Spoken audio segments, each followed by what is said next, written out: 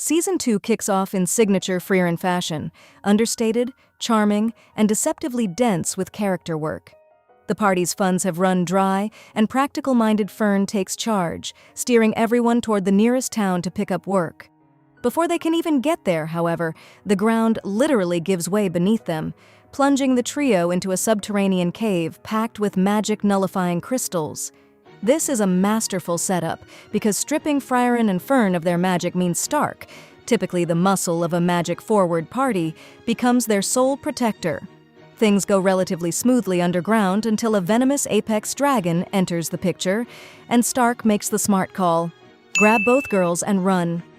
After escaping, the party stumbles onto a crossroads inn where they encounter Werbel, a soldier eager to recruit Stark to defend the Northern Plateau against the growing demon threat.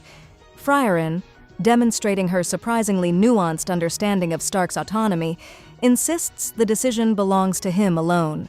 The quiet emotional payoff comes that night, when a nervous Fern checks on Stark and learns he turned Werbel down, because being the vanguard for Frieren and Fern is exactly where he wants to be. It's a small moment, but it perfectly encapsulates why this show hits harder than most fantasy anime. It earns every beat. The party rolls into the town of Fabel and picks up an almost mundanely domestic job, cleaning a bronze statue. Stark's assumption that it's Himmel is quickly corrected. The statue depicts the hero of the South who, according to Frieren, was arguably humanity's most powerful hero, single-handedly defeating 3 of the 7 sages and the fearsome Schlacht the Omniscient. A flashback fills in the blanks. The hero of the South once tried to recruit Frieren to his party, and when she declined, he wasn't deterred in the slightest. He told her calmly that his perfect precognition had already shown him the outcome, and that she would one day stand alongside Himmel, who would save the world. He even foresaw his own death at Schlacht's hands, yet chose to die clearing the path for Himmel's era rather than avoid it. Back in the present, the party's adventures take a more grounded turn. A city run by the exuberant Graf Dach, a stolen family heirloom sword, a ruined village, and a demon disguised as a priestess that only Frieren sees through. The group defeats the sword demon, returns the heirloom, and receives a grimoire that does absolutely nothing useful. It turns red apples green.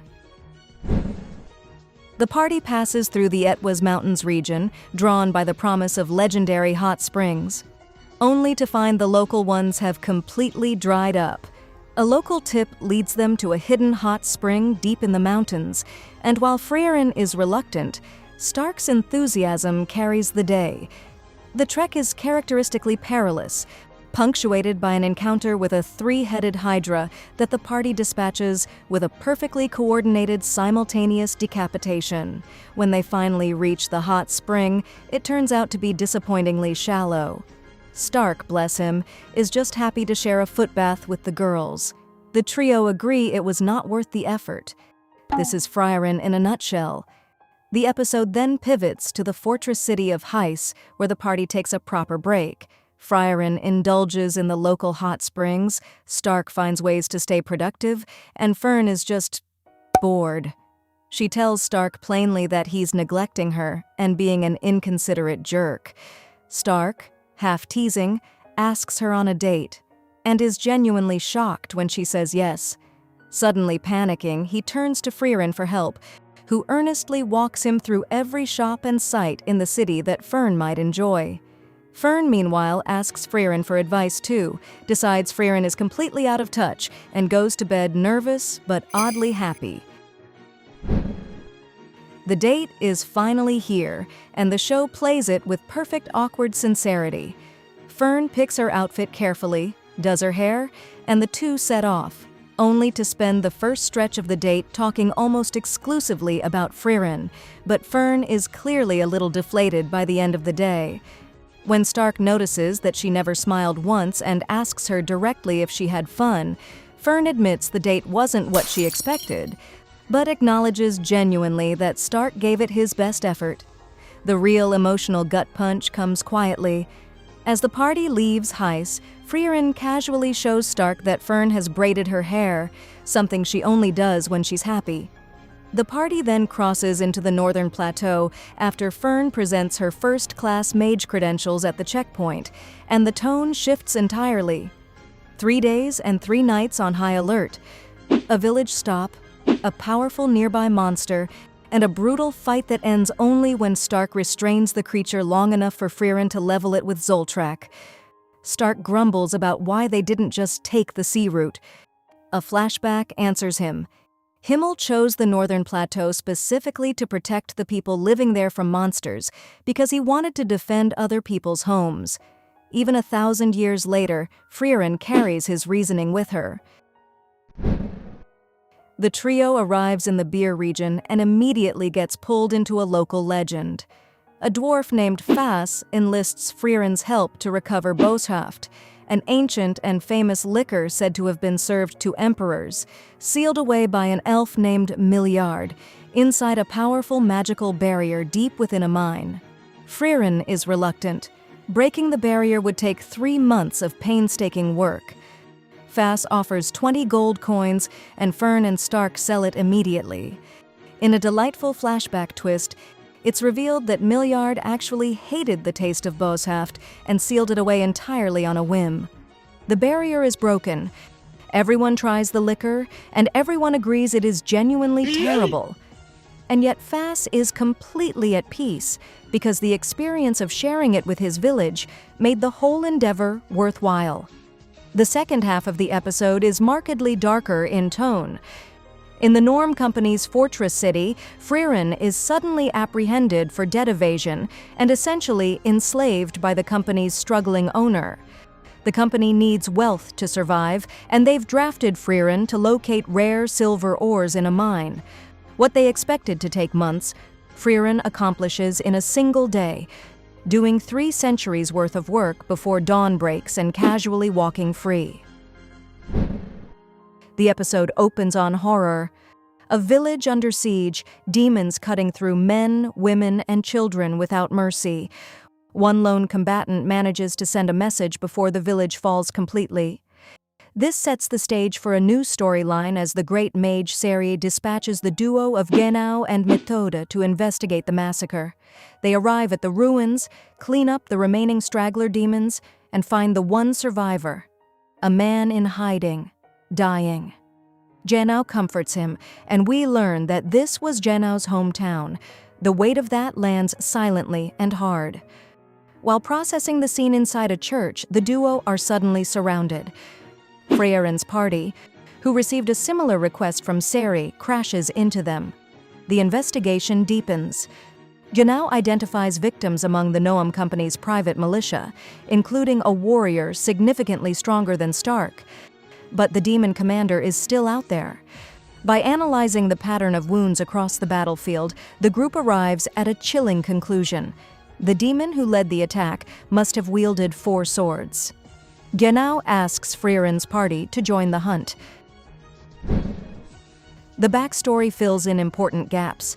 A flashback reveals that Seri paired Methode with Genau after his original partner was killed in battle, a partner he describes as a genuinely great person, who died saving a child instead of prioritizing the demon kill. Genau thought it was a foolish way to die. The present-day team of 5 begins planning their approach against the demon commander, who is revealed to be the Divine Revolte, a massive, 4-armed half-snake demon of terrifying power.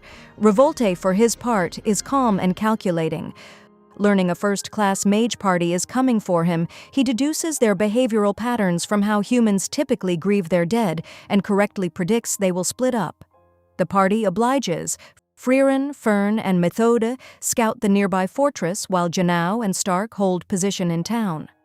A fog demon blankets the forest, magic artillery rains in, and Methode is separated from Frieren and Fern. The fog demon hunts Fern and Frieren. A female demon pursues Methode. Back in town, Genau confirms to Stark what they're facing: the Divine Revolte, the demon who killed his partner. Genau and Stark fight Revolt with everything they have, but he absorbs and counters their attacks with frightening ease. The turning point comes when Stark deliberately takes a hit to give Genau an opening that results in Genau severing Revolte's tail.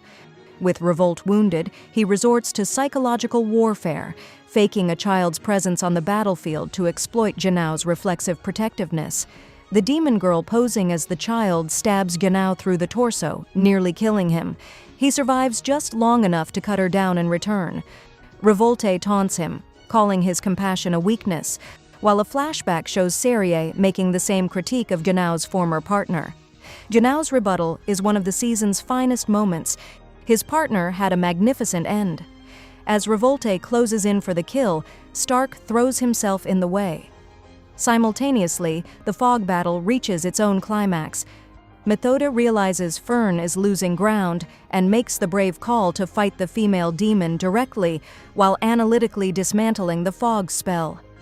She dispels it, Fern kills the fog demon Himmel, and Methode finishes her opponent. Back in the main fight, Stark and Genau shift from strength to strategy, shattering Revolte's swords one by one until Revolte extends his arms and impales them both. Broken, bleeding, and barely conscious, Stark finds one last reserve of tenacity and drives a fatal blow through Revolte's guard. Everyone passes out.